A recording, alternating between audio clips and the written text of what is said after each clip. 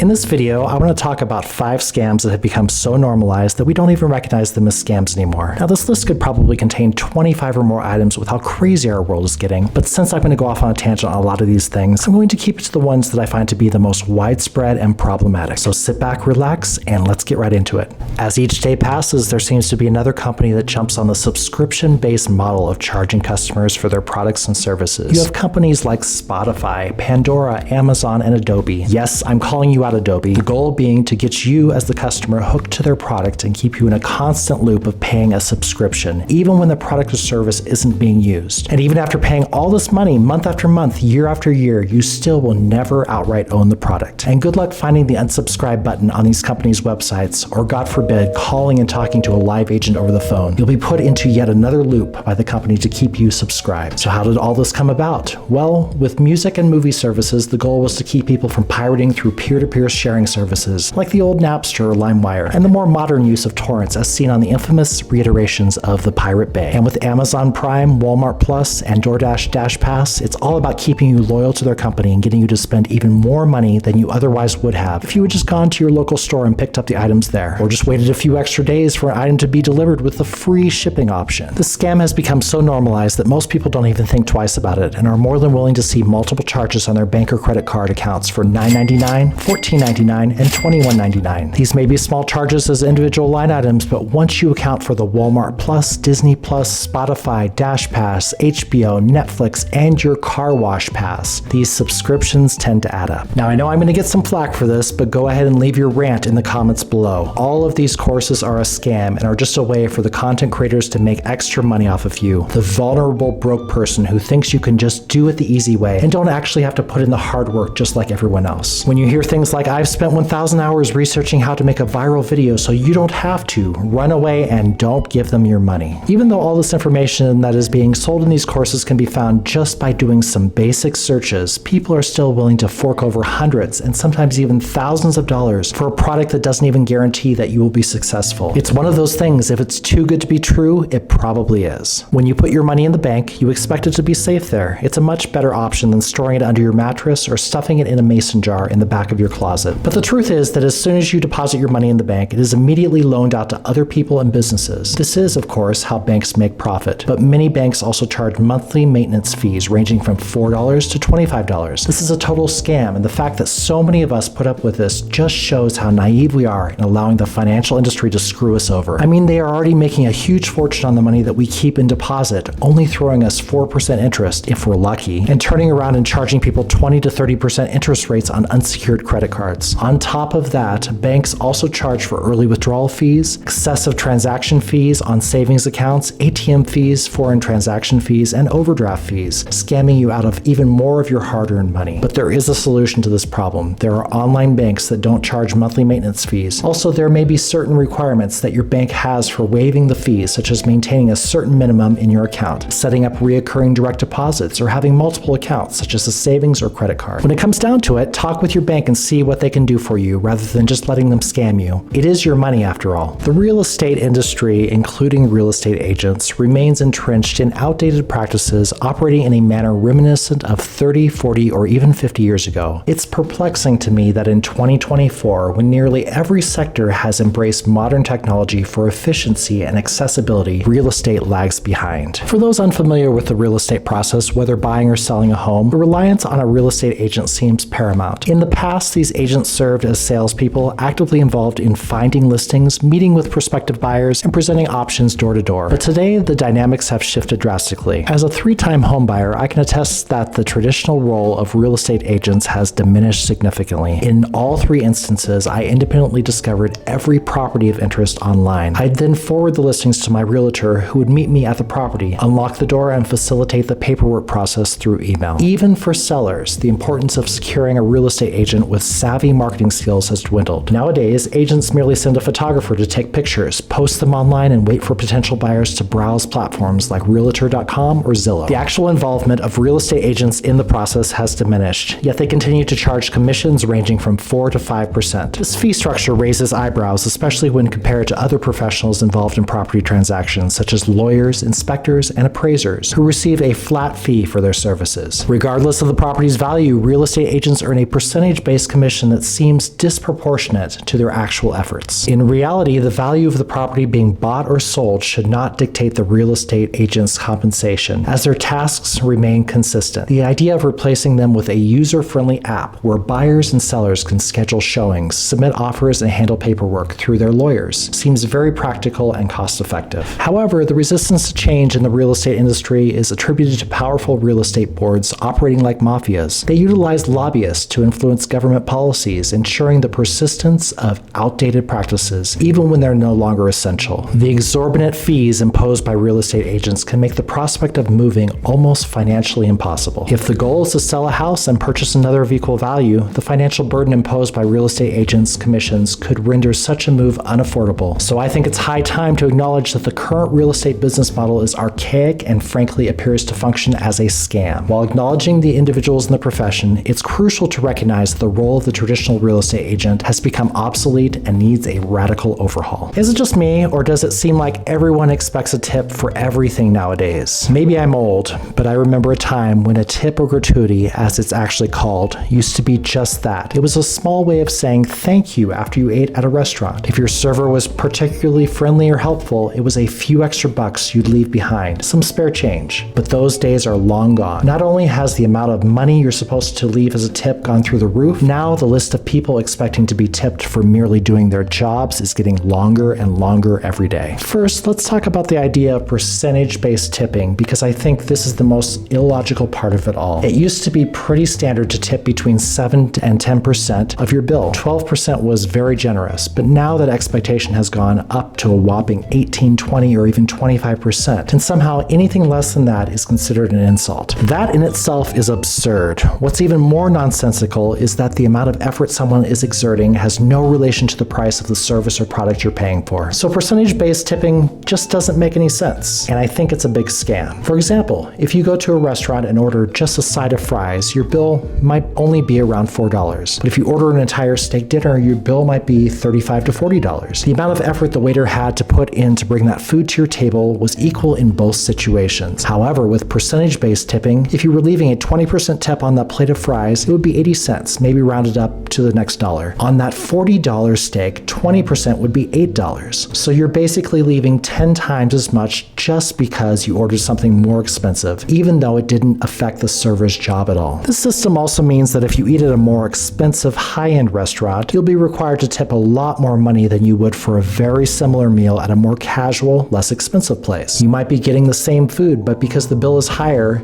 you're required to tip more. If the restaurant decides to arbitrarily raise their prices, which they often do, you're not only paying more for the stated meal price, but also tipping more, even though the person isn't doing any more work. It's worth noting that percentage-based tipping used to be calculated on the pre-tax amount, but that seems to have gone out the window. Now, not only are we tipping more on higher prices, but we're also tipping on the total after tax, so we're tipping a lot more than we ever were before. Another thing to be mindful of is that some restaurants automatically add a 15 to 20% gratuity charge if you have a large table. They're essentially adding a generous and apparently mandatory tip, which is then not a tip if it's mandatory. However, they'll bring you the bill hoping you don't notice and ask you to tip again. So you're tipping on a tip, even though you've already been forced to give a generous tip. So with the current expectation after tax and tipping on the tax, when all is said and done, you'll expect to be paying around 25% more than whatever the price on the menu states, even if you receive bad service. Now, there's the social enforcement of tipping, which often feels like emotional blackmail. We've all heard stories about how restaurant servers are paid way below minimum wage. They only get a few bucks an hour and they need tips to survive. They're also required to tip out a certain percentage of their daily sales to the kitchen staff, so it actually costs them money to serve you if you don't tip generously. To all that, I have two things to say. First of all,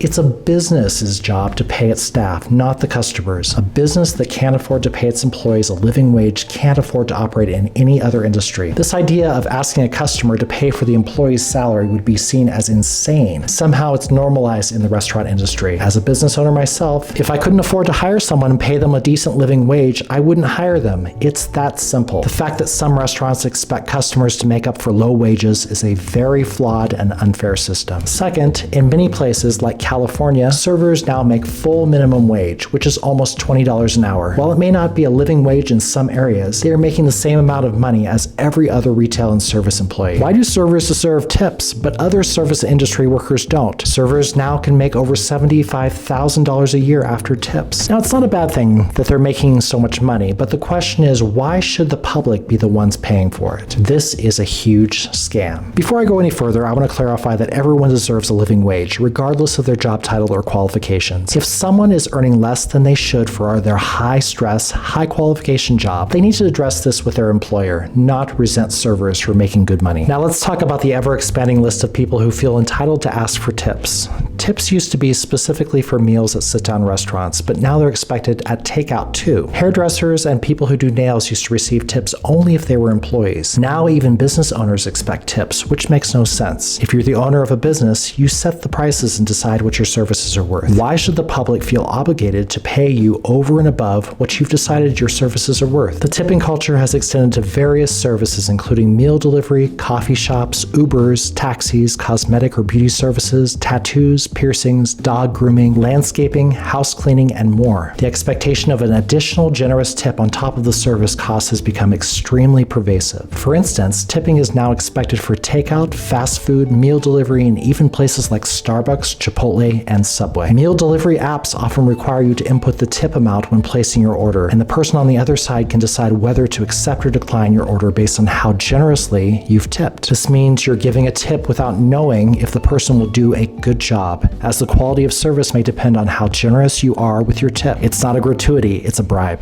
The traditional act of leaving a tip has evolved into a high-pressure situation with tablets thrust towards customers, asking them to decide how much to give while being stared at and judged. It's no longer a show of gratitude, it's become a sales tactic that puts customers in an uncomfortable position. This conversation often leads to the debate of whether we'd all be better off if restaurants factor tips into their menu prices, raise their prices a little bit to accommodate it, and call it a day. And in my opinion, the answer is a resounding yes. It would eliminate the awkwardness, pressure, and coercion associated with tipping. It would put an end to the bickering between friends, the on-the-fly math, and the overall discomfort of the situation. Moreover, it would allow everybody to know what they should expect to pay ahead of time, empowering them to decide if it's something they're comfortable with and can afford. However, for this to work effectively, those price increases must be paid out to the staff as part of their wage. Unfortunately, I don't see this happening anytime soon because the restaurant industry loves tipping culture. It's an easy way for them to avoid paying their servers more, as they can argue tips make up for it. They can also use it as a hiring incentive, which costs them nothing. Being a server or bartender has become a realistic way to earn decent living without formal education, training, qualifications, or even excellence